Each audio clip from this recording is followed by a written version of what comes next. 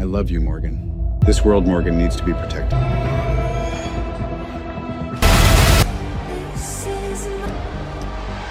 Comic book দুনিয়ায় একের পর এক বড় ধাক্কা। মার্ভেল ও ডিসি দুই স্টুডিওই বড়সড় রদবদল এনেছে তাদের আসন্ন প্রজেক্টে। 2025 থেকে 2030-এর মধ্যে মুক্তির অপেক্ষায় থাকা বহু প্রতীক্ষিত সিনেমাগুলো বাতিল হয়েছে।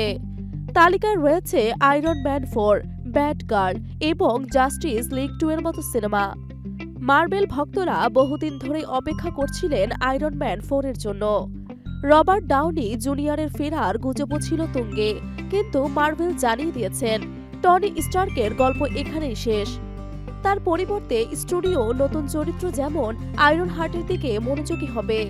একই সঙ্গে বাতিল হয়েছে প্লেট, যা 2025 সালে মুক্তি পাওয়ার কথা ছিল। দীর্ঘদিন ধরেই চিত্রনাট্য বদল, পরিচালক পরিবর্তন সহ বিভিন্ন কারণে এই সিনেমার ভবিষ্যৎ অনিশ্চিত হয়ে পড়েছিল। শেষমেশ মার্ভেল সিদ্ধান্ত নিল, আর দেরি নয়, সিনেমা বাতিলই সেরা পথ। আর্মর ওয়ার্স সিনেমা, যা ওয়ার মেশিনের আত্মকাহিনীর উপর ভিত্তি করে নির্মিত হওয়ার কথা ছিল, সেটিও তালিকা থেকে বাদ পড়েছে। শুধু মার্ভেল নয়, ডিসিও বড় ধাক্কা খেল।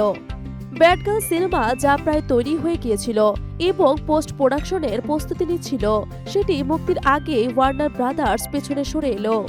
$90 মিলিয়ন এই প্রজেক্ট কেন বন্ধ হলো তা নিয়ে বিতর্কের শেষ নেই। ওয়াল স্ট্রিট জার্নালের রিপোর্টে এসেছে, স্টুডিও মনে করেছিল সিনেমাটি বড় পর্দার জন্য যথেষ্ট মার্জিত নয়, তাই তো স্ক্র্যাপ করার সিদ্ধান্ত নেওয়া হয়েছে। একইভাবে তৈরি হলো জাস্টিস লিগ 2। জাস্টিস লিগ সিনেমার প্রথম কিস্তির পর থেকে ভক্তরা অপেক্ষা করছিল নতুন কিস্তির জন্য, কিন্তু ডিসি ইউনিভার্সের নতুন রোডম্যাপে এই সিনেমার কোনো জায়গা নেই। জেমস গান ও পিটার সাফরান তাদের নতুন পরিকল্পনার পুরনো ডিসি চরিত্রের অনেকটাই ছেটে ফেলেছেন, যার মধ্যে জাস্টিস লিগ 2 এর ভবিষ্যৎ অনিশ্চিত হয়ে পড়েছে। এছাড়াও বাতিল হয়েছে মার্ভেলের Nova, Sinister 6, Silver and Black, Strange Academy and টেররের মতো সিনেমা। মার্ভেল এখন ছোট ছোট স্পিন অফের বদলে বড় গল্পের দিকে নজর দিচ্ছে।